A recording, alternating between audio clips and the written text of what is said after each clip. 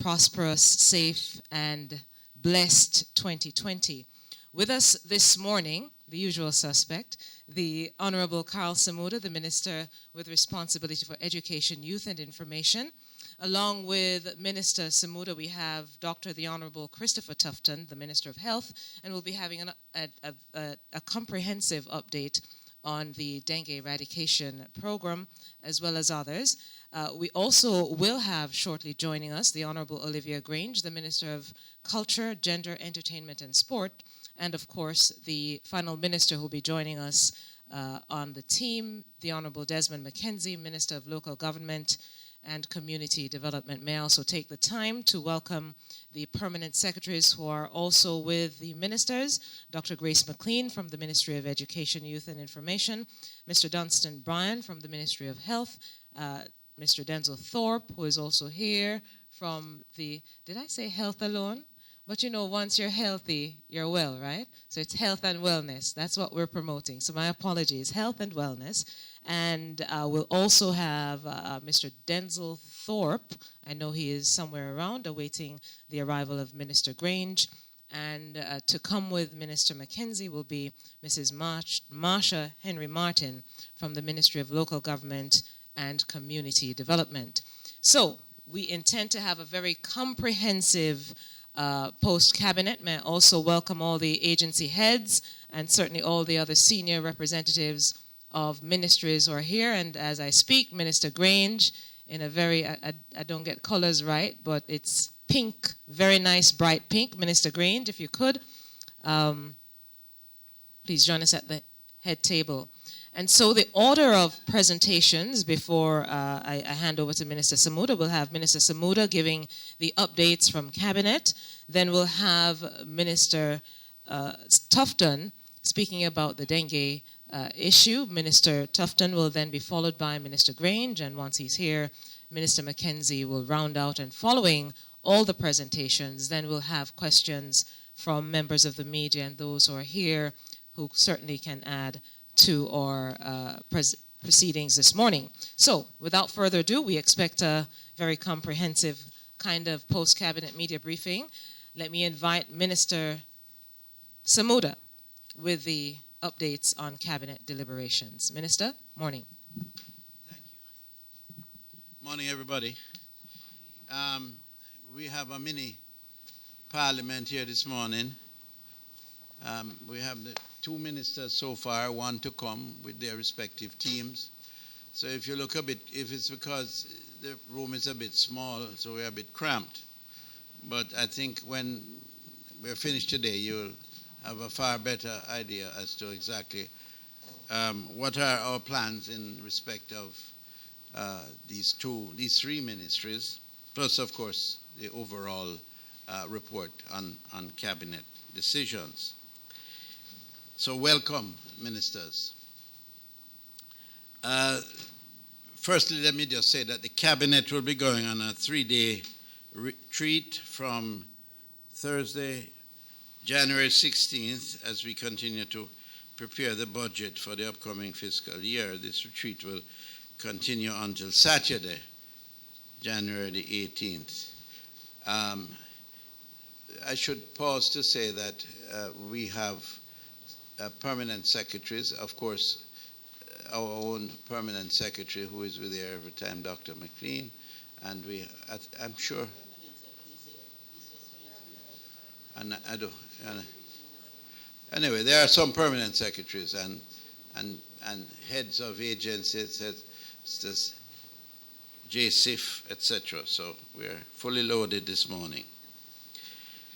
Firstly, the reform of the Dogs Liability for Injuries Act. Cabinet has given approval for a proposed reform to the Dogs Liability Injuries Act by preparing replacing it with a new law that will provide for criminal and civil liabilities for an owner of a dog that attacks, injures, and or causes the death of a person.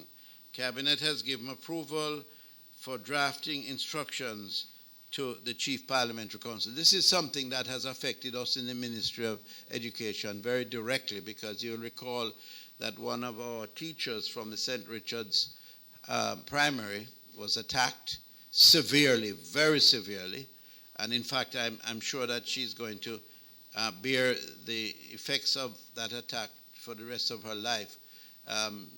She's being attended to as we speak, because it will require a lot of work beyond the particular hospital treatment that she has received.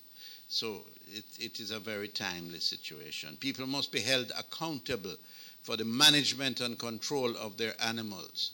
And it cannot be that persons' lives are exposed by careless owners of pets. Secondly, change in the approach for the privatization of Jamaica Railway Services. Cabinet has given approval for a change in the approach to be taken in the privatization of Jamaica Railway Services to include pursuing a department lease for the rail system for sections from Montego Bay, St. James to St. Elizabeth. Cabinet has given approval for the establishment of an enterprise team to oversee and manage the strategic engagement with potential investor partners for the privatization. Cabinet has also given approval for the engagement of the Development Bank of Jamaica as the transaction manager to execute the transaction. The members of the enterprise team are Mr. Howard Mitchell of PSOJ, former chairman, Mr. Milverton Reynolds, Mr. Fitzroy Williams, Mr. Michael Schloss, and the permanent secretary or nominee from the Ministry of Transport and Mining, permanent secretary or nominee from the Ministry of Finance and Planning, a permanent secretary or nominee from the Ministry of Economic Growth and Job Creation, the Solicitor General or the nominee. A development lease allows private sector companies the opportunity to develop and maintain government's assets, lands, while governing the use, agreed development, and maintenance of the assets over the life of the lease. So this is a very positive step, and we certainly hope that through this we will see the reactivation and remobilization of the Jamaica Railway. Additional information is available if you wish to have any answers to questions that may arise. Cabinet has given approval also for the purchase of lands at 3 Bromelia Road in Mandeville for the relocation of the Manchester Parish Court. The courthouse was destroyed in a fire on November the 8th, as you can recall. Following the fire, interim steps were taken to facilitate continued court operations, including the relocation to and rental of space at the nearby James's Plaza. The property at Bromelia Road is being purchased for $184 million. Then there is the naming of the National Committee on Reparations to the National Council on Reparations. Minister Grange is here, and she's much better able to explain to you the reason why the change of name, but I'm sure it will redound to the benefit of the effort by all involved. Cabinet has advised that this renaming follows a decision in 2018 that initiated this particular measure. The decision was taken to elevate the issue of reparations and enhance the legitimacy and standing of the body amongst shareholders, stakeholders, and the general public. The new name also reflects the importance attached to the issue by the government and will facilitate the conduct of its work in an independent and authoritative manner. But Minister Grange, she knows all of those things. She's a specialist. Appointment of members to the Advisory Board of the National Lands Agency. Cabinet has given approval for the appointment of the following persons to the National Land Agency Advisory Board for a period of 3 years with effect from December the 16th, 2019 to December the 15th, 2021. They are Mrs. Natalie Farrell Ross, Chairman or Chairperson, Mr. Ian Murray, Mr. Llewellyn Allen, Mr. Lloyd Davis, Mrs. Kerry Ann Luaz Jackson, and Mr. Michael Hilton. We also approved the appointment of members to the Advisory Board of the National Environment and Planning Agency, NEPA, and that board will serve for 3 years from December 16, 2019 to December 15, 2022. And the members are Mr. Ewart Scott, Chairman, Ms. Leonie Barnaby, Deputy Chairman, Ms. Eleanor Jones, Mr. Robert Taylor, Dr. Kenneth James, Mr. Ainsley Henry, and Dr. Ava Maxim. The award of contracts for the supply of 20 garbage trucks were approved also. Cabinet has given approval for the contract to Tankwell Metals Limited for the National Solid Waste Management Authority for the supply of 20 garbage trucks. The value is $1.9 million US dollars. This, of course, is a welcome decision as there is great need for additional garbage units. But this, I might add, is just a drop in the bucket because we are in the process of looking into the acquisition of 100 garbage trucks. And this has to be done over a period, but it must be done on a timely basis because garbage trucks are not shelf items and they have to be appropriately retrofitted. But we welcome this particular decision to acquire these units. There's the award of contract for the procurement of works for the construction of the Port Royal Street Coastal Revetment Project. Now, I asked a question when I saw the word because it's an unfamiliar word to me. Revetment is something that can be explained by Mr. Sweeney or some expert in the room, but it relates to the protection of the coastline in a particular design form. So it is of great significance, and we have the head of JSIF here who will be happy to indicate the extent to which this is a very valuable and long outstanding matter that had to be attended. The contract will be done by S&G Road Surfacing Materials Limited for the construction of the Port Royal Coastal Revetment Project. The cost will be $950 million. Under the contract, S&G will construct a 1 kilometer composite seawall and revetment structure designed to resist the 100-year return storm waves. What that means is something that Mr. Sweeney would be happy to explain to any of you. I really don't. I'm not familiar with those technical terms. Only to say that it is something that we have all passed and seen and realized that work has to be done on it and done quickly if we are to save our coastline, especially in the vicinity of our new development that is taking place in Kingston, on the adjacent to the Bank of Jamaica, new Grace Kennedy structures, and also the Foreign Affairs Ministry.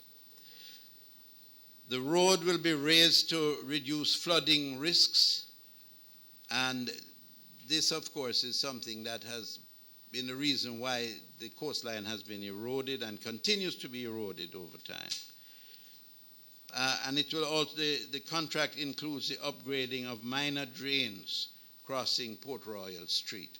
All in all, it is an area of great concentration and importance to the development of downtown Kingston. So it forms part of an overall structure. A 4.7 kilometer boardwalk will be constructed for recreational use, and an 80-meter fishing beach will also be constructed under the contract to accommodate fishermen. So it is really going to be a greatly enhanced area that people and residents from the adjoining communities can go and enjoy themselves, can look at the beauty of our ocean coastline and that sort of thing. So we welcome it wholeheartedly.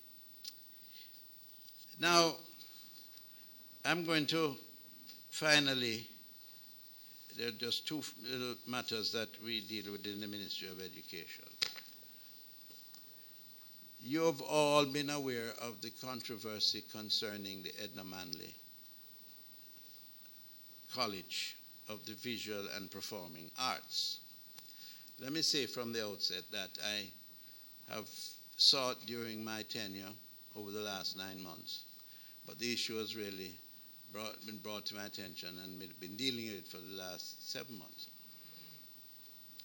It's a thorny issue, and it is one that has to be managed responsibly and with a sense of adherence to natural justice.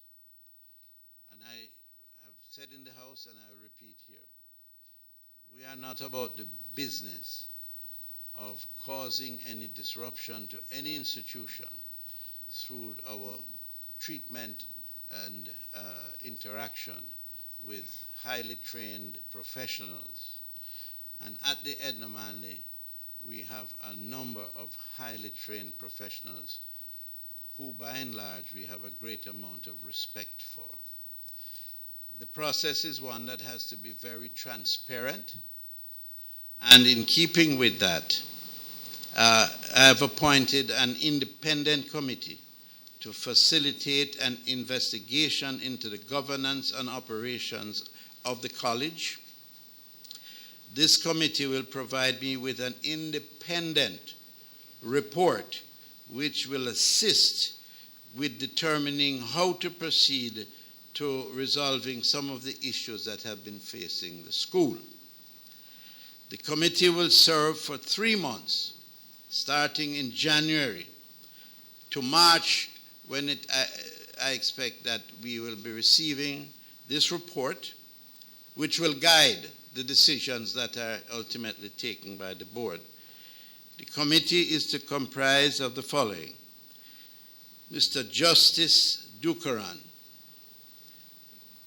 Ms. Joy Douglas, Mrs. Jean Barnes, Dr.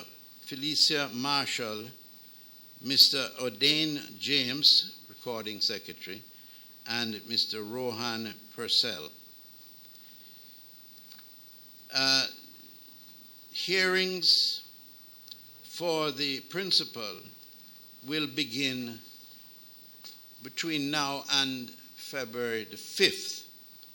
As you know, the principal and the controversy surrounding her involvement with the school has been the basis of a lot of concern by members of the community that are part of this particular institution and the wider community that received training from this institution, and their anxiety about the continuity that ought to be the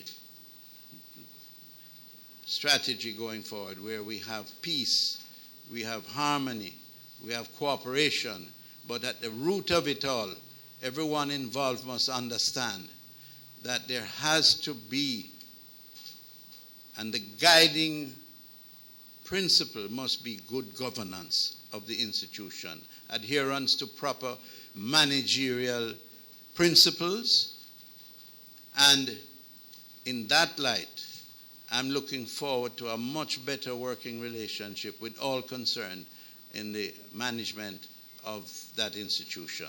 It is far too important an institution to be confronted with these controversies. And I know that it has been a period of anxiety for the community that is served by this institution.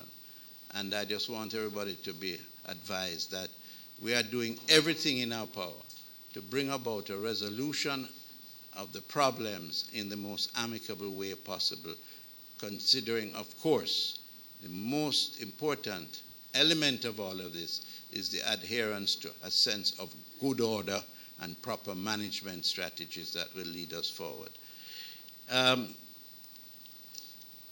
We have a situation, I'm just giving an update finally, on the Beecham Hill Primary School. It's a school for infants in Zion Hill, Richmond Post Office in St. Mary. Sections of the school were damaged by fire in December, last December. The building was significantly affected, which resulted in the relocation of all the staff and students to the Zion Hill Primary School. I want to pause to indicate my continued respect for the efficient manner in which the Ministry of Health, Ministry of Education, jumps into action. Welcome, Minister Mackenzie. Minister Mackenzie is the fourth cabinet minister here with you this morning, so I know you can ask any question you want within the confines of these portfolios. They have a tendency to skip out of their lane, but nonetheless, generally speaking, you'll be informed of all the matters that might concern you. Yes, and since going to the Ministry of Education, I have every day been more and more impressed with the professional attitude of the ministry and those who lead the process.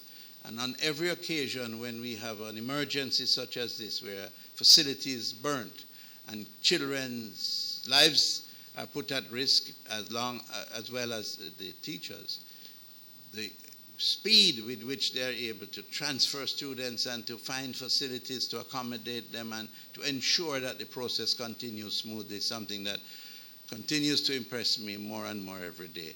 But as I say all the while, we are being led by an extremely efficient permanent secretary and our chief education officer who is here, Dr. Troop, and we are a faith-based ministry, I must tell you that. We are a faith-based ministry. And on the basis of that, I am assured every day that every meeting we attend, it starts with a prayer, because we are dealing with a lot of youngsters. And so in our attempt to ensure that our future is secure, I think we are all proud of the fact that we have these facilities being managed by the best that Jamaica can offer. The situation is that we have to provide a shuttle service every day, transporting the students to the new location. P.S., if there's anything that you would like to add afterwards in terms of when we'll be back and running fully, you may do so, or Dr. Troop. But ladies and gentlemen, I just want now to ask Minister Grange. Who is it first? Dr. Tufton? But I thought you were in charge of everything. He's a big man. All right, Minister Tufton, your turn.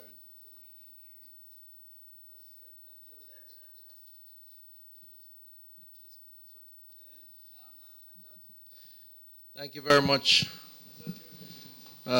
Minister Samuda, colleague ministers Grange and Mackenzie, permanent secretaries who are present, including my own, Mr. Dongston Brand, members of the Ministry of Health and Wellness staff, a number of you here, I won't call the names, other members of the OPM and agencies, JSIF, Ministry of Education, local government, and of course, the members of the media who are present. Good morning to you all.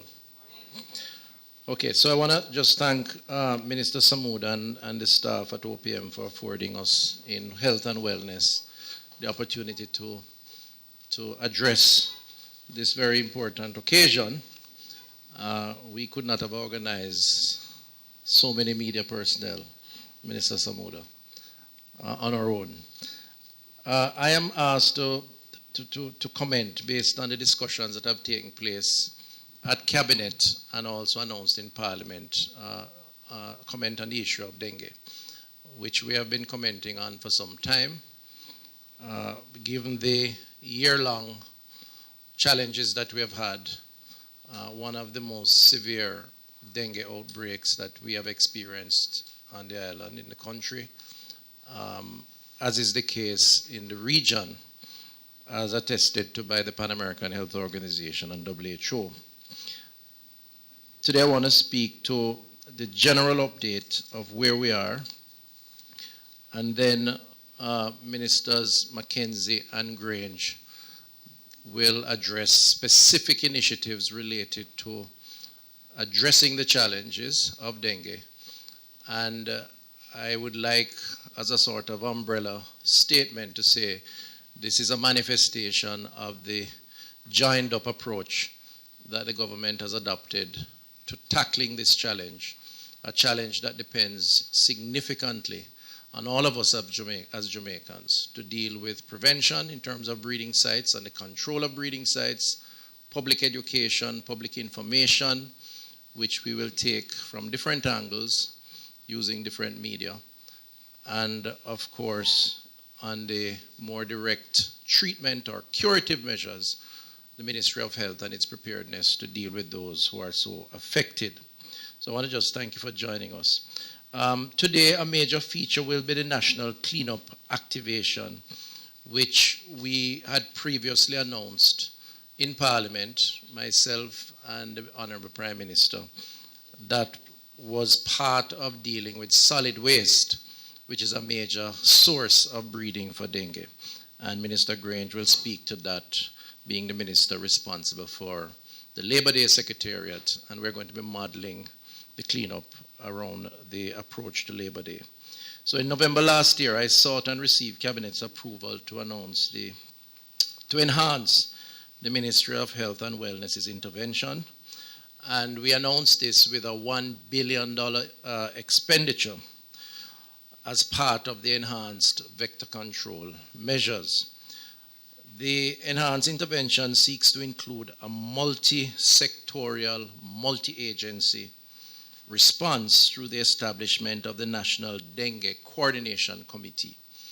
And frankly speaking, we need to do more of this kind of multi-sectorial, multi-agency response to national issues, and we think the dengue challenge is best addressed doing that.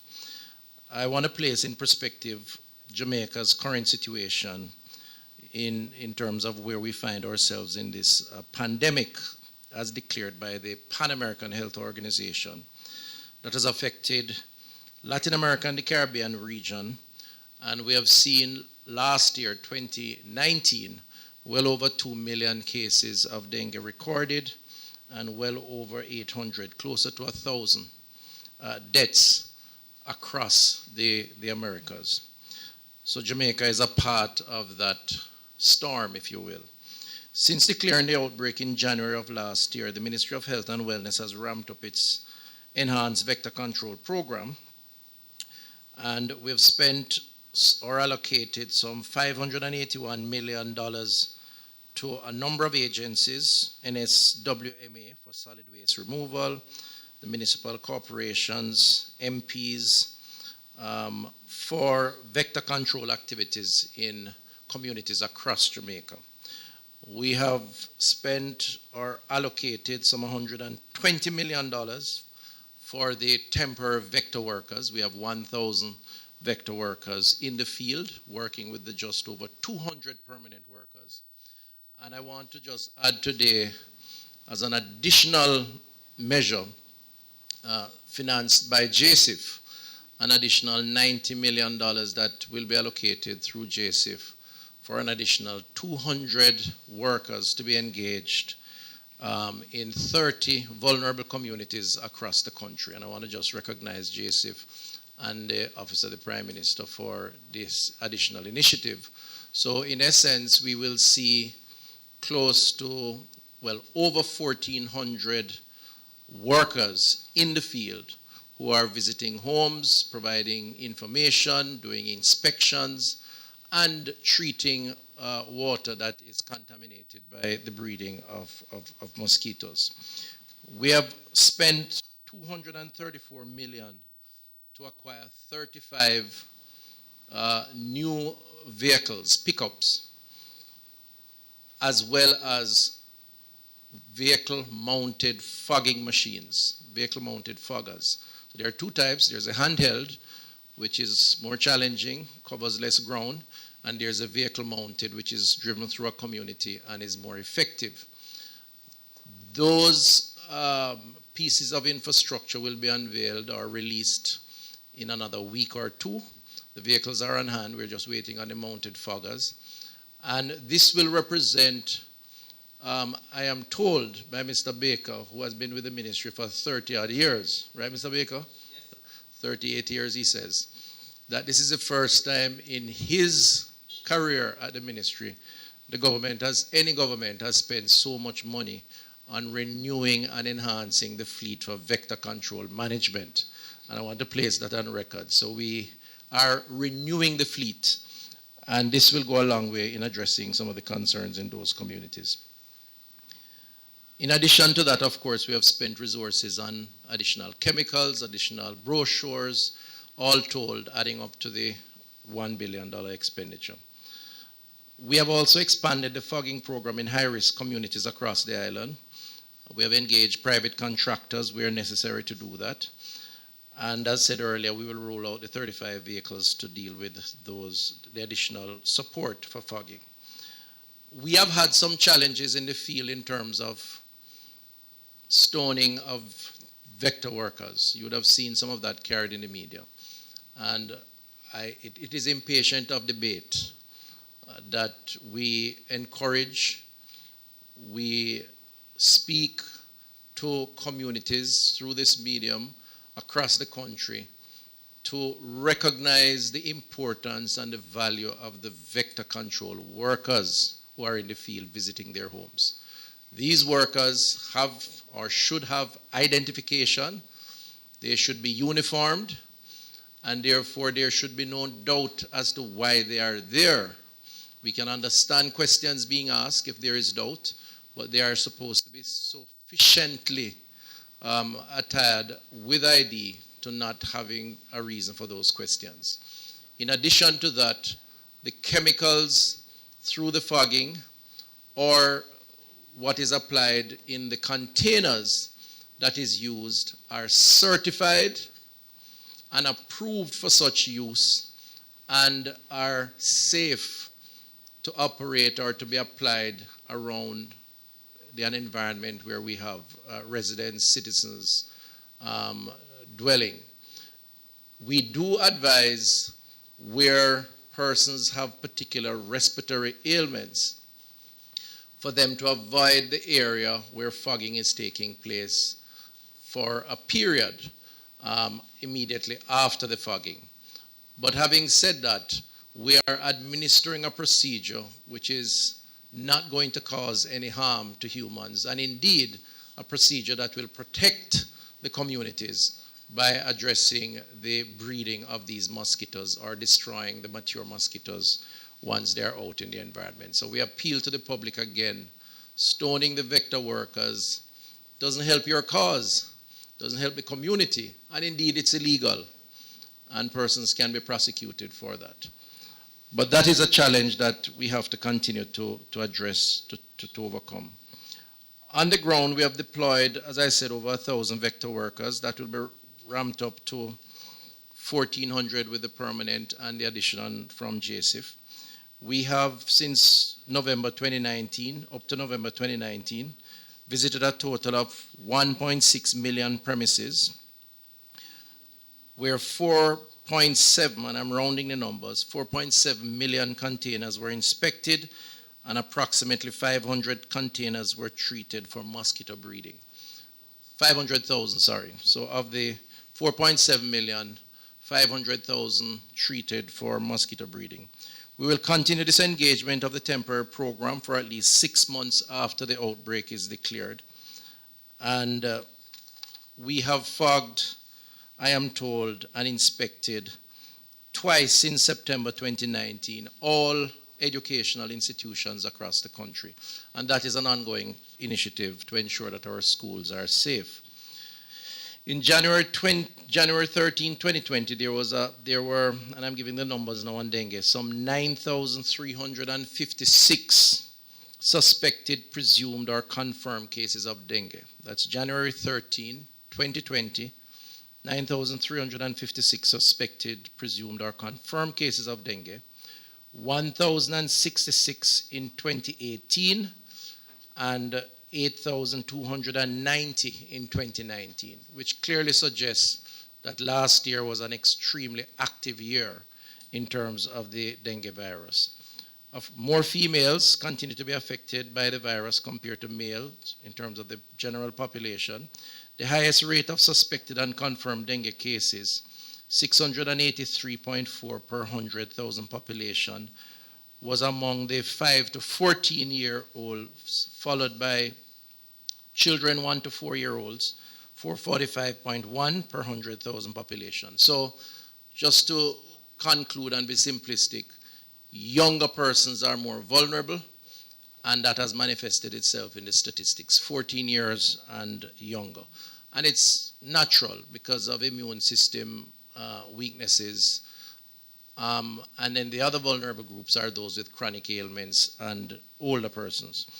The number of dengue-related deaths, total 81, 17 in 2018, and 64 in 2019. We have a little brochure here which will be handed out, which I'd asked the ministry to prepare, which gives an update on the dengue, a snapshot, if you will, because we are into transparency of information. We've been, I've heard others say that we are holding back information. We're not, because it serves the public interest for everyone to know. The number of suspected cases, 2018, 1,066. 2019, 8,290. Hospitalization in 2018, 365 persons were hospitalized. In 2019, 1,692 persons were hospitalized. So over the 2-year period, over 2,000 persons were hospitalized for dengue. And I gave the numbers of deaths and even cost. For adults, hospitalization on average 3 to 5 days in hospital, cost to taxpayers, to the state, approximately 116,000 for those 3 to 5 days. That's the cost of drip, bed space, all the other amenities. And this does not include the burden of loss of work, salary. So the economic cost is multiples of this. And for a child spending 3 to 5 days, some $213,000. You can look at this brochure for additional information. So, ladies and gentlemen, I'm concluding by saying that there is a lot of work has been done to tackle the dengue outbreak, this major challenge that we face for a number of reasons that the region faces. The government is committed to continuing the task, and we're taking a joined-up approach to addressing it, because we believe all of us have a role to play, starting with the citizens in terms of breeding sites, but also the government agencies that are out there in the field. And today, this morning, through the National Labor Day Secretariat housed in the Ministry of Culture, Gender, Entertainment and Sport, we will announce details of the National Dengue Cleanup, which is a period where we call for national action by every Jamaican as we seek to combat this dengue outbreak. Minister Mackenzie will speak also about a coordinated approach that his ministry is leading, involving the local municipalities across the country. As you know, our councillors are very important grassroots organizers.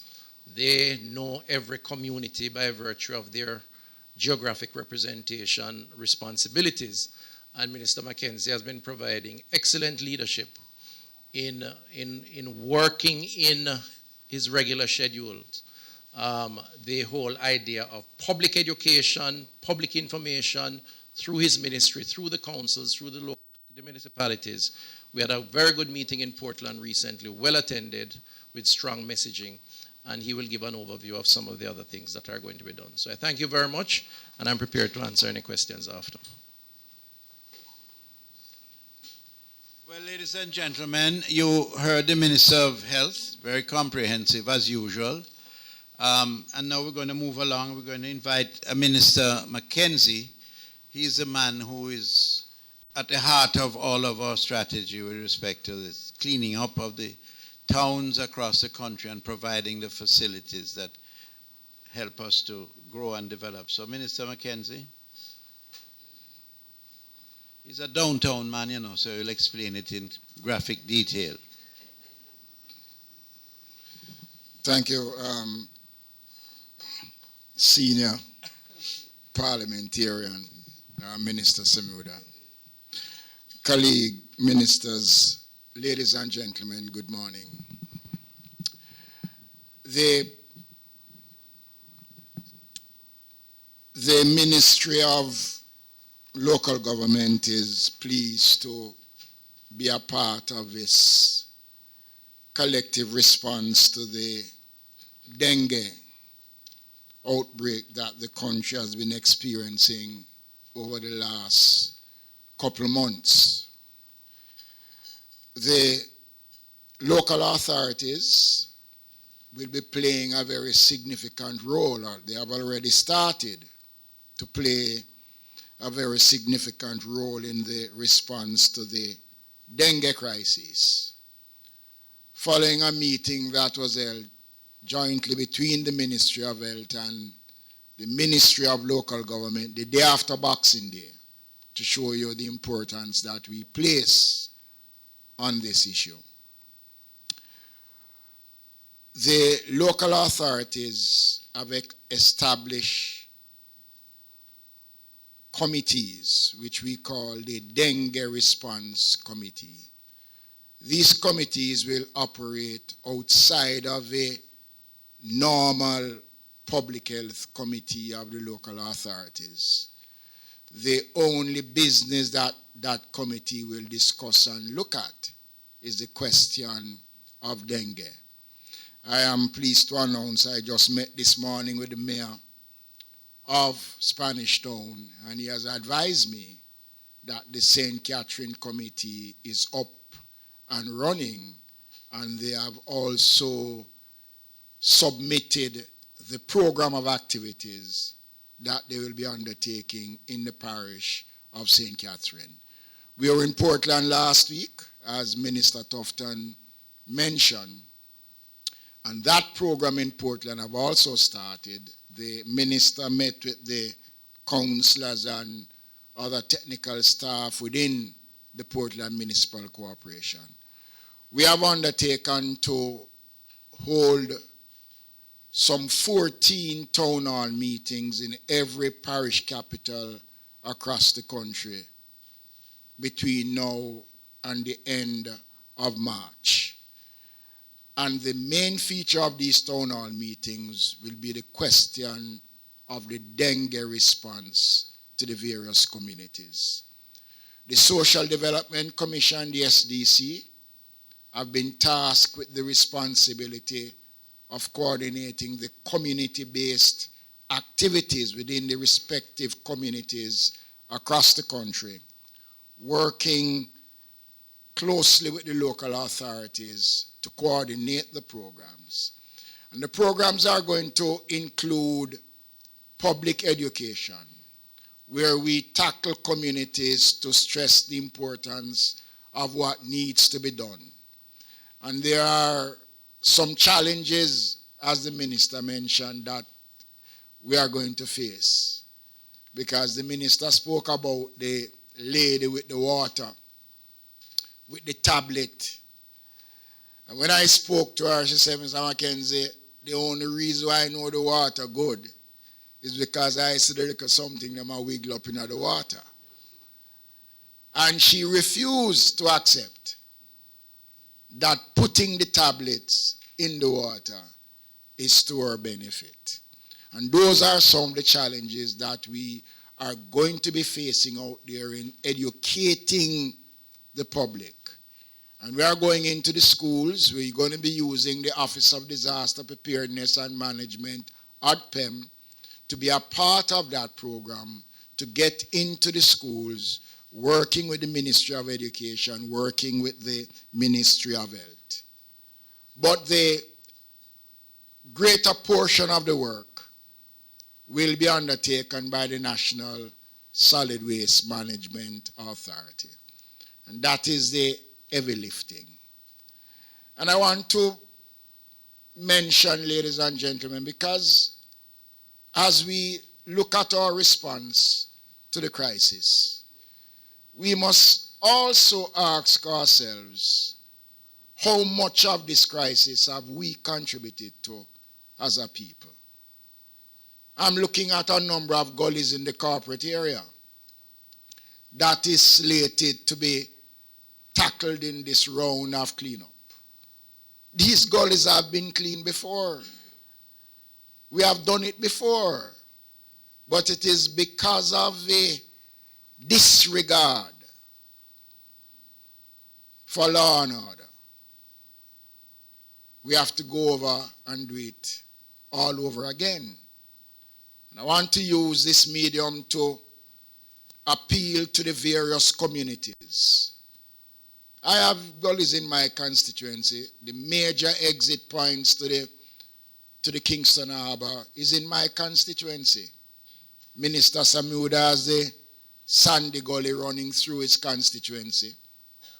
And all of us as elected representatives have to play our part in ensuring that our constituents understand the danger that they are creating when they fail to dispose of their solid waste in the correct form.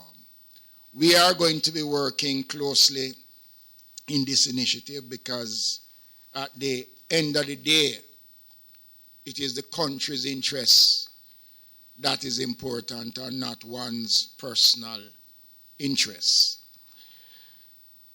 Downtown Kingston will take on particular interests. Of the 17 markets in the corporate area, 11 is situated in downtown Kingston. The largest public cemetery in this part of the world, the Maypen Cemetery, is situated in downtown Kingston in my constituency. And these are major sites that contribute significantly to the breeding of mosquitoes. And these areas will be given special attention during the exercise and other such areas where Minister Grange will touch those areas when she comes to the microphone in a short while. Last thing I want to speak about is the changing face of downtown Kingston. Earlier, Minister Samuda would have announced the project to construct the boardwalk and the repair to the shorelines in downtown Kingston. Some $950 million will be spent through JSIF. And what this will do, ladies and gentlemen, is not only provide opportunities for expansion in the development of downtown Kingston, but will give the kind of facelift to downtown Kingston that is required. And this fight that we are undertaking will take in some of the critical areas of downtown Kingston. The Ray Town area. It will take in sections of Denham Town. It will take in sections of Maxwell Avenue. The entire downtown Kingston will be covered in this exercise. All the developments that are taking place in downtown Kingston can only succeed if we have a healthy city. And the city is the heartbeat of the country. And this effort, ladies and gentlemen, is to ensure that our capital city and the heart of our commercial center, and the important thing that we need to understand in this exercise is that downtown is not only the commercial hub of the country, it is also the seat of power. It is where the parliament exists. It is where our courts exist. It is where our oil refinery exists. It is the financial center. It's where the Bank of Jamaica is. It is where the stock exchange is.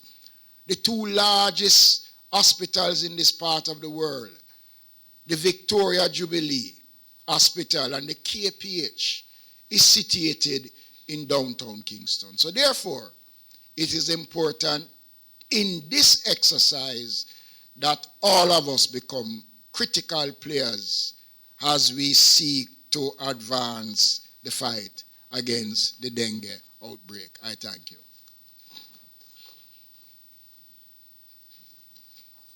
Well done, Minister. As usual, we have come accustomed to his clarity of presentation and his knowledge of the subject matter that he has spent most of his life studying. The last member to address you this morning is undoubtedly, without question, the social and cultural icon of the Caribbean, arguably the world, because she has now reached out with Miss World and she's going all over the place. She resides part of time in Paris.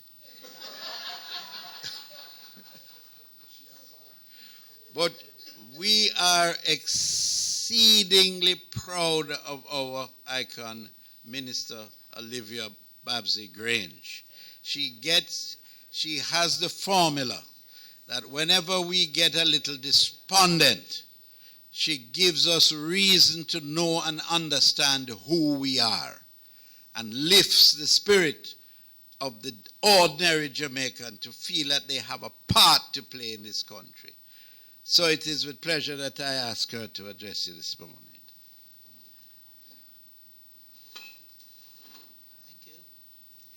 Thank you, Minister. I don't know about the icon. I would have been satisfied if you said I was just the better looking or the best looking. Wouldn't you say that, ministers? Good morning, everyone. I first want to acknowledge my colleagues, Minister Samuda, who is hosting us this morning, Minister Tufton, who has instructed me to activate my national machinery, and Minister Mackenzie, who is the foot soldier on the ground out there. I also want to acknowledge the presence of the national machinery that has been activated through the Labor Day Secretariat. And I'm going to ask the persons here this morning to just stand, because the room is full this morning, and it's because the national team is here. Everyone who is on that committee, will you please stand? Thank you so much. And this is the core group. I also want to acknowledge the presence of permanent secretaries, Mrs. Grace McLean, Ministry of Education, and Permanent Secretary Denzel Thorpe, who is my permanent secretary, who I found a permanent secretary who works until 2 in the morning with me.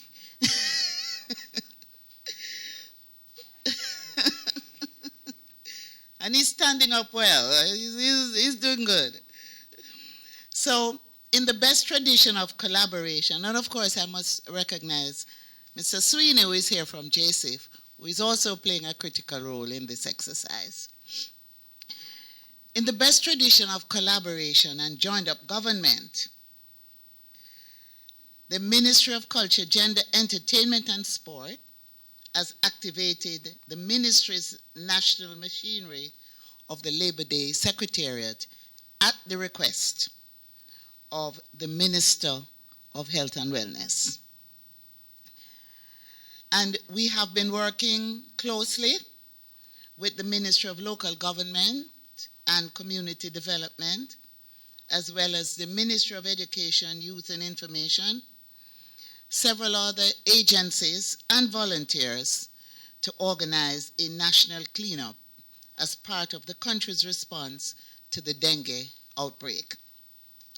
As we know, dengue is a serious disease that has the potential to affect every constituency, every community, every school, every home, and every person. And therefore, it is critical that all of us, each member of parliament, each councillor, every individual, get involved in efforts to find and destroy the mosquitoes that transmit dengue. So, as you know, the National Labor Day Secretariat in my ministry brings the country together each year in an effort to identify specific projects and to work together for the national good. And so we approach this special national dengue cleanup in the traditional Labor Day format and in the same spirit of volunteerism and working together for the benefit of our country. The National Dengue Cleanup, which will take place over 3 days, January 24, 25, and 26. And during this time, we will search for and destroy mosquitoes and their breeding sites in homes, communities, schools, workplaces, churches, everywhere. We say, mosquitoes wanted, dead, not alive. And that's our slogan. On Friday, the 24th, we will focus attention on removal of mosquito breeding sites in schools, churches, and business places. On Saturday, the 25th, and on Sunday, the 26th, we will turn attention to dengue-proofing our homes and our community spaces. The Ministry of Health and Wellness has identified 158 communities across the country that are in need of urgent action to destroy mosquitoes and their breeding sites. So we will be working with national agencies as well as the local authorities, members of parliament, councillors, and volunteers to conduct cleanup operations in these communities. And of course, ladies and gentlemen, we have, through the Ministry of Health, identified 36 communities that are considered to be critical for intervention at this time. Among the 36 communities listed as critical are Grandspen and Raytown in the corporate area. So those two communities have been selected as national projects to be led by the Prime Minister, and the leader of the opposition will be invited to join him in this effort. The work teams will remove bulky waste, bush overgrown vegetation, and fill out depressed areas where mosquitoes are likely to breed.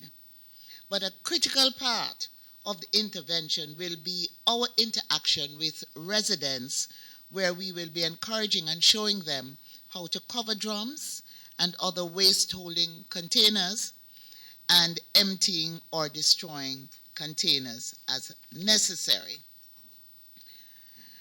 Now, the staging of the national projects will be led by the JDF, the NSWMA, and the NWA. And they have conducted site visits of the areas to be cleaned within the named communities, and they are deploying resources to clear the breeding sites. The Ministry of Education has liaised with the New Day Primary School in the Grandspend area and have secured the location as the staging area for the official ceremony for the launch of the cleanup project in Grandspend. And they will also secure the Raytown football field, basketball court as the staging area in Raytown. So I want to just explain a little about the cleanup. The cleanup phase begins on January the 24th with the removal of mosquito breeding sites in schools, churches, and business places. NSWMA will commence the removal of bulky waste in Grandspend and Raytown. On January 25th, 3 gully clearing teams will commence cleaning of major gullies in Barbican Gully, Grandspend, and Arcadia Gully. The NSWMA will continue the removal of bulky waste using 10 teams. Simultaneously, beach cleanup and gully cleaning in Raytown will commence. And of course, the Prime Minister will be hosted at the New Day Primary for a press briefing and facilitate site visits within both communities. On the 26th of January, we will continue the cleanup efforts to remove bulky waste, and at the end of the day, we would review how much we have achieved. So, I just want to encourage the communities, both in Grandspend and Raytown, as well as communities across Jamaica, to join in this effort and to ensure that we eradicate the mosquitoes. As we say, mosquitoes wanted, dead, not alive. So it requires all of us to work together. The Jamaica Social Investment Fund, JSIF, Mr. Sweeney is here with us this morning. They will be conducting similar exercises in 30 communities across Jamaica. And at some point, Minister Samuda, I would like us to invite Mr. Sweeney to just explain briefly the program in those communities. But as I wrap up, I want to indicate here that Minister Tufton and Minister Mackenzie, they're providing the army on the ground, the army of workers through the Ministry of Health and the Ministry of Local Government, the Social Development Commission, the NSWMA, and all its other agencies. And I'm inviting communities because in the spirit of the Labor Day concept, we need volunteers to join in this effort. I also want to acknowledge the involvement of the Jamaica Constabulary Force, and we have Calvin here this morning, who I just want to indicate to everyone that as we deal with the eradication of the mosquitoes and the breeding sites, we also are ensuring that there is safety and security at hand. So, Mr. Allen, we really want to especially welcome you here this morning. So at this time, I want to indicate we're going to have a very intense national media campaign. The public education campaign will take a multi-platform approach using traditional and social media platforms.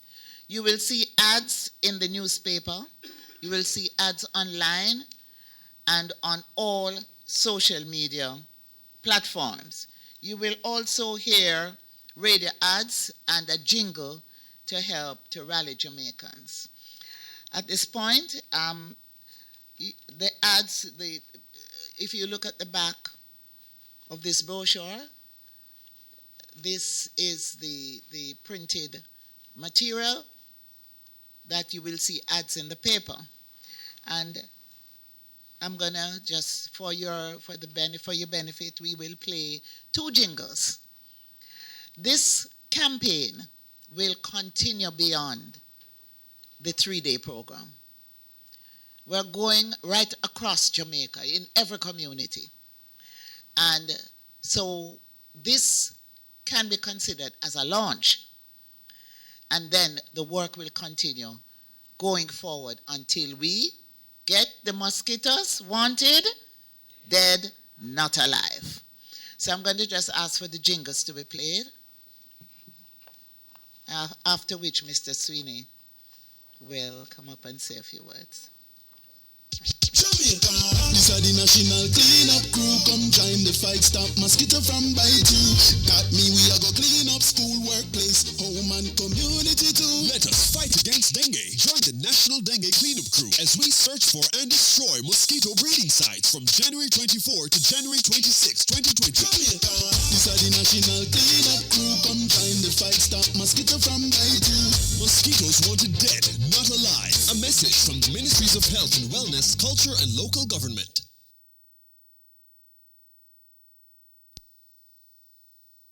Rocking to the rhythm, yes. And so the second, so one is for the young people and one is for people like us. Small right? bite, big threat. Join the fight against dengue. National Dengue Cleanup. Join us as we search for and destroy mosquito breeding sites in workplaces, schools, homes and communities, January 24 to 26. Jamaicans, let's work together to protect each other, especially our children. Come out for the National Dengue Cleanup, January 24 to 26. Mosquito, wanted dead, not alive. Mosquito 1, mosquito 2. Don't make no mosquito give dengue to you. No make no mosquito give dengue to you. Thank you. Very good. Excellent. All right, okay. Well, wasn't that good? Thank you very much, Minister. Minister Tofton, I would invite you that when next you have sufficient funds to look to the west of Grandspen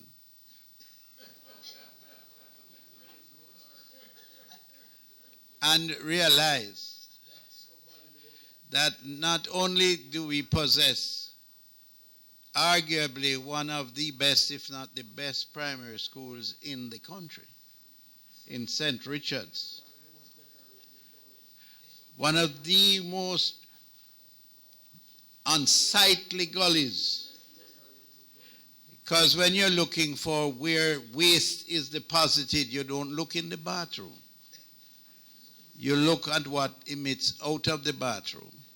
So when you're going down next time through Cassava Piece, bear in mind that we are going to be making a call on you to spend some money there as well. Huh? Okay.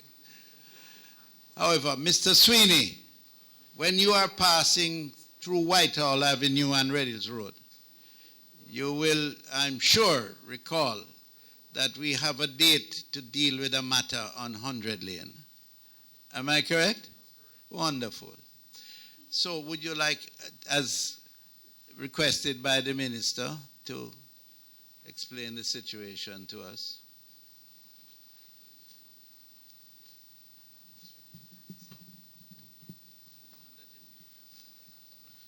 Thank you, Minister, and good morning.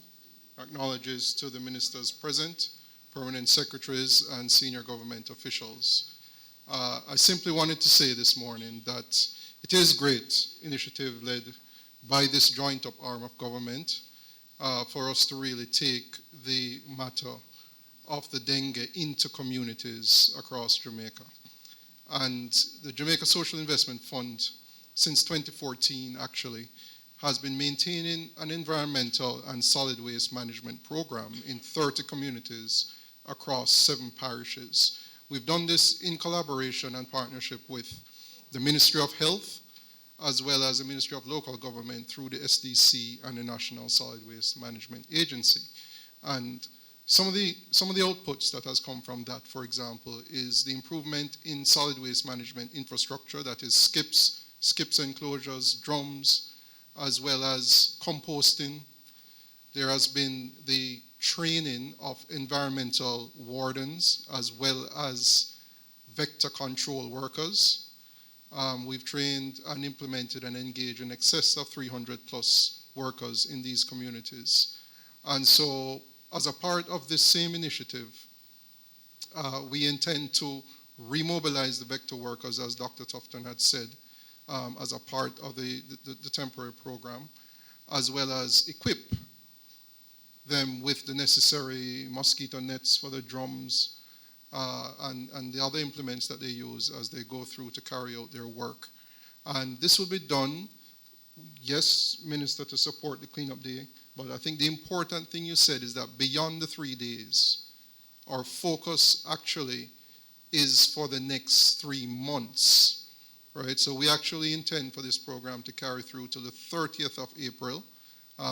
We will be monitoring and we'll be in full coordination with the National Committee as well as the Ministry of Health in monitoring the results, because the results that we get as we go along is going to be important.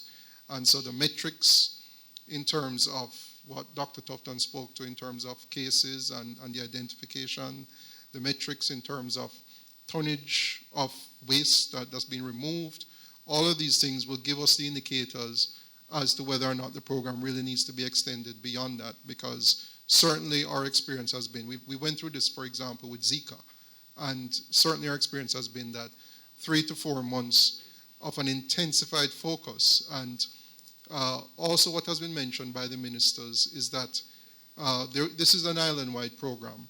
JSIF, as you know, targets the most vulnerable communities. So these communities that I speak to across these 7 parishes are the communities that we consider to be the most vulnerable to these types of situations.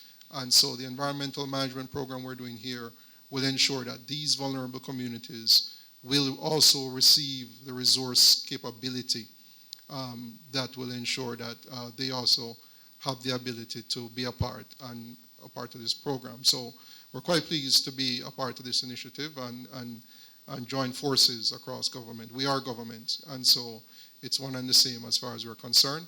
And so that's the information I have now. Thank you.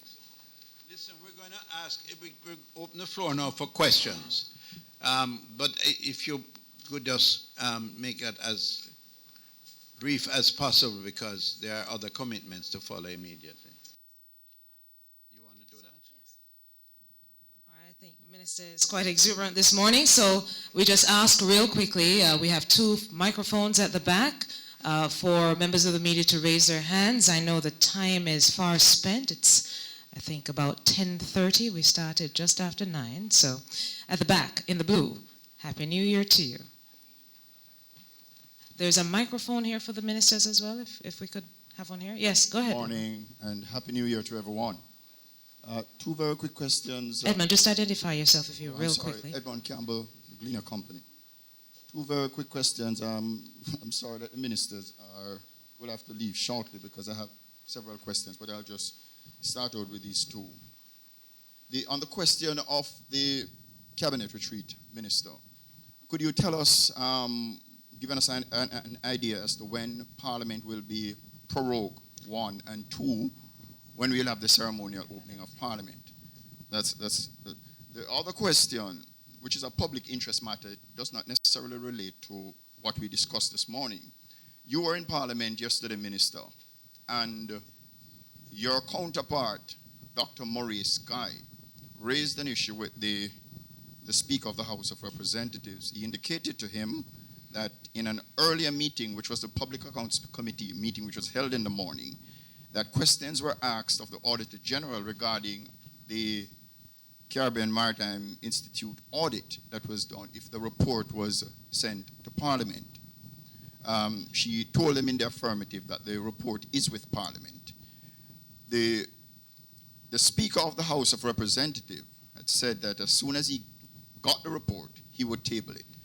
Could you tell us, Minister, why such a very high public interest matter was not tabled in Parliament yesterday, particularly against the background, from my own information, that that report was sent to Parliament from as early as late December.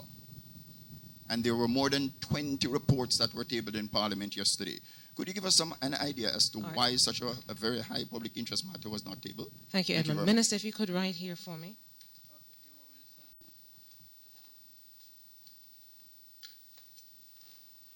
First of all, Parliament will be prorogued not on the 4th, but it will be announced on the 4th of February. Because you have to prorogue Parliament. You can't prorogue it the day that you announce it. It's prorogued for a day. And so we will be prorogued in Parliament on the 4th. And the budget will be laid on the House, I think it is the 11th. And then from there it goes, of course, as customary, it goes to the public accounts, the it goes to the PAAC, Appropriations Committee, that examines it, and the Auditor General also examines, and then comes back to the House, where we convene in the Standing Finance Committee, which is the committee of the whole House, where we examine line by line the budget. Thereafter, of course, we have the presentation by the Minister of Finance, who introduces it, followed by the opposition spokesman on finance, the leader of the opposition, and finally the Prime Minister. It will be done in all of this timetable will be done in time for the final and completion of this process by March 31st, when the Senate approves the budget. This is quite excellent because I've been here a long time, and I know that at times the budget has been delayed considerably. And we want to take this opportunity, based on the plans that we have been advised of, to commend the Minister of Finance and his team for doing an excellent job in getting the budget prepared for us to debate in such a timely basis, on such a timely basis. Now, the retreat. We are going on a retreat every year. At this time, we have a retreat of the cabinet that is to examine the budget as prepared by the Ministry of Finance, where each minister will make their contribution and make their claim for more money, of course, never less. At the end of that process, the cabinet will retreat into a private members' cabinet retreat. It comprises only the ministers of government, where we will review our programs, plans and programs for the ensuing year, and we will make any adjustments that we see necessary, and we'll review the general operation of our government. And at the end of that process, the Prime Minister will make an official announcement as to where we are going and how we are going forward for the year.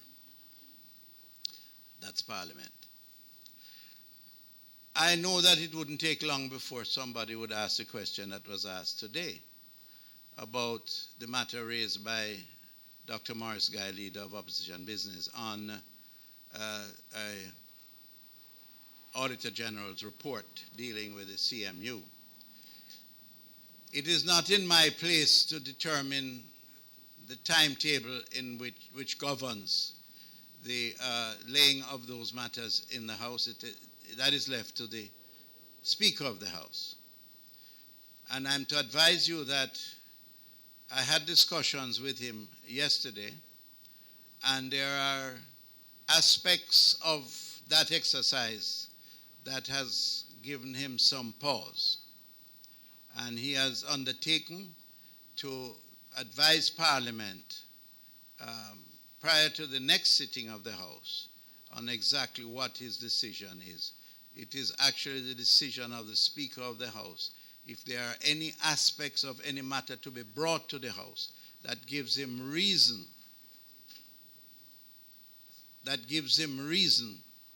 to want to have a second look at it. That is a position that he has taken, and that is a position that we have to abide by and respect. And incidentally, I have communicated this to the opposition leader, or the leader of opposition business. One quick follow-up, and then we'll have Mr. Hall.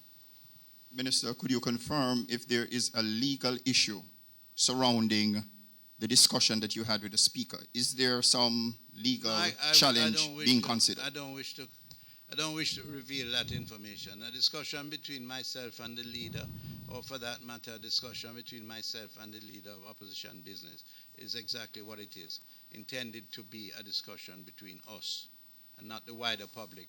As soon as it becomes necessary to make a public announcement, then we will, absolutely. Nothing is going to be concealed, but there are times when you have to examine things very carefully and act very deliberately. And therefore, that is the process that we are going to adopt. That is the decision of the Speaker of the House, and one that we respect. All right, thank you. Mr. Hall. Arthur Hall from the Jamaica Observer. Minister Samuda, a quick one for you and one for Ms. Grange. The principal at Edna Manley, will she remain off the job while the probe is done? And when do you expect it to be completed? And for you, Ms. Grange, what's your budget for the 3-day cleanup? Well, the principal, it is likely that the principal will remain on leave. And the process is expected to be within 2 months. We will have it completed. All right, Minister Grange, in terms of the cleanup.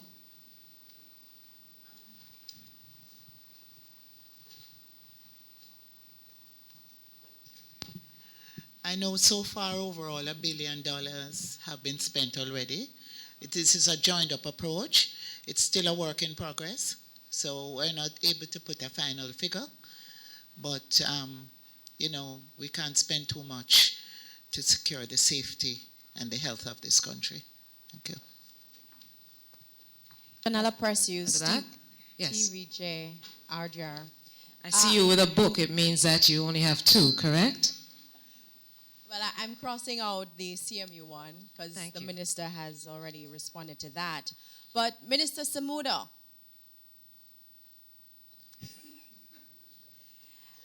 can you tell me whether or not Shahini Robinson, who is the Minister of Labor and Social Security, whether she will be stepping down from the cabinet, and can you give us a status in terms of her illness? She's been out for a little while. The other question is for Minister Tufton. You have spoken about the vector control workers and the stoning, but beyond the 3-day cleanup, what about protection for these vector control workers? And finally, for Mr. Mackenzie, would you consider the cleaning of the gullies an exercise in futility, especially in light of the fact that once it's cleaned, the residents, they continue to dispose of their garbage in there. I was told that there is an issue with garbage collection in a lot of these inner city communities where they have gullies. I'm sorry, Janella, thank you. Janella, one of my favorite members of the media. No, I communicate with Minister Robinson regularly. And on every occasion, she is very bright, alert, and looking forward to returning to the ministry. And she has actually come in and attended, and she has attended functions. She's doing very well, and we are hoping everything will go just fine for her. So there is no likelihood, there is no intention, as far as I'm concerned, on her part, to leave the cabinet, and as far as I'm aware, there's no intention to prod her or to make any decision that would bring about a removal of Minister Robinson from the cabinet. Minister Mackenzie, yours on the cleaning of gullies that was answered, was asked.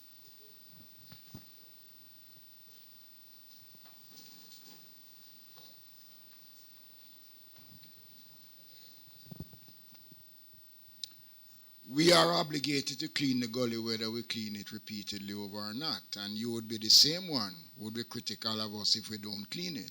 So it is our obligation.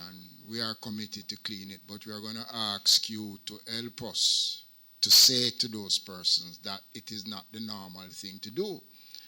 There is no excuse to say that the collection of garbage is not being undertaken. It is not true. Most of these communities, the garbage truck access these communities on a daily basis. Minister Samuda had to speak to me about an incident in Cassava Peace where I had to run the garbage truck off the road because they were backing up the traffic right back to Constant Spring Road to collect the garbage. And while they were collecting the garbage, people were still dumping the garbage in the gully. So there is no excuse about lack of effective garbage collection. It is just a state of nastiness that exists with these people. And we should stop condoning and offering excuse for their nastiness.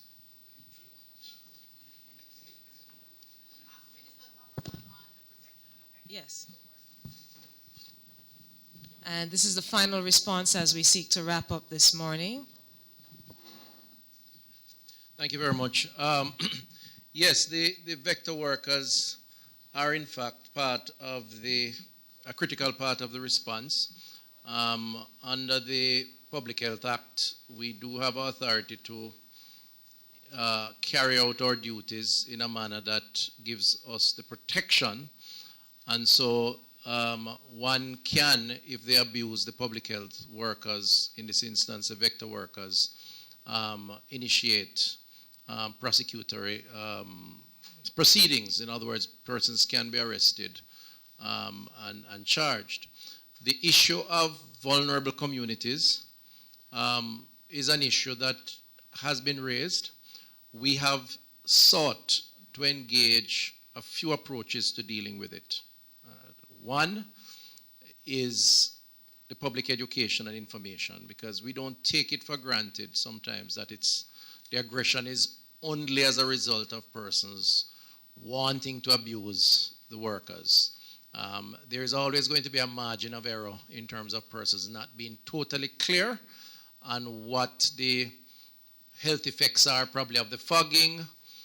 When we're in Portland, for example, persons were actually disposing of the drums of water after the tablets were applied and refilling them, which basically sets the stage for more breeding to take place. So Minister Mackenzie spoke to it.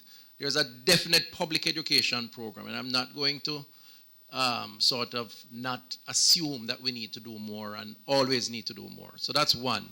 The second, and Joseph and others can help us in that regard. The second is the response, before we get to the most extreme, is to hire persons from the respective communities that are considered to be vulnerable communities. So I've given instructions to the vector team at the parish level to be in touch with the local representatives. The councillors are particularly, I think, knowledgeable of the respective areas that they represent, and try to get persons who are familiar so that we can have dialogue as opposed to the sort of extreme aggression. So we're doing that. Of course, the third is that where we need to take strong action, we will have to take strong action, because unfortunately, too often, some of us don't fully appreciate what is in our best interests. I mean, I think the majority of the country is appreciative of that, but you're always going to find a minority that isn't, and we have to raise the bar in terms of ensuring that the workers are protected. Thank you. For final question, I have to do this all the time. Our final question from CVM, and in the spirit of gender parity, yes, 2 women, 2 men asking questions today. Yes. Good morning. Khadija Thomas from CVM Television, and this question is for Minister Samuda.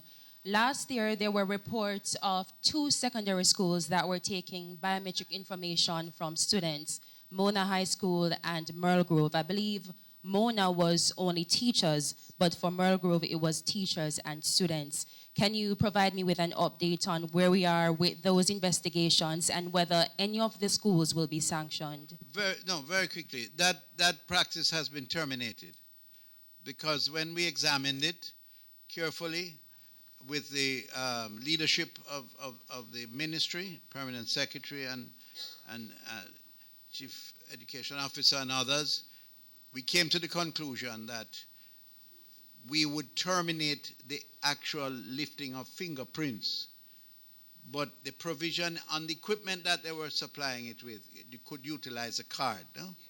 So we're using a digital card, which does not quite, not the same, gives the same degree of accuracy, I suspect, but the results are working out quite well.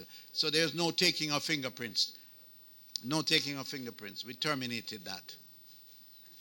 And there will be no sanctions for having introduced it because it was introduced by schools before it became publicly known and have been used by some schools for a long time. And not only that, the schools that were using it for a long time are among the best performing schools in the country, but that's another matter. All right, I see the faces. We've been at this for a while. May I thank all the ministers who are here, Ministers Samuda, Tufton, Grange, and Mackenzie. And just to let you know, on a Monday there is cabinet, and they meet from 9 o'clock, many times 11 o'clock at night. They're still meeting. I want to thank all the permanent secretaries and everyone here for attending. May I invite you as well for refreshments outside. Have a good morning, everybody.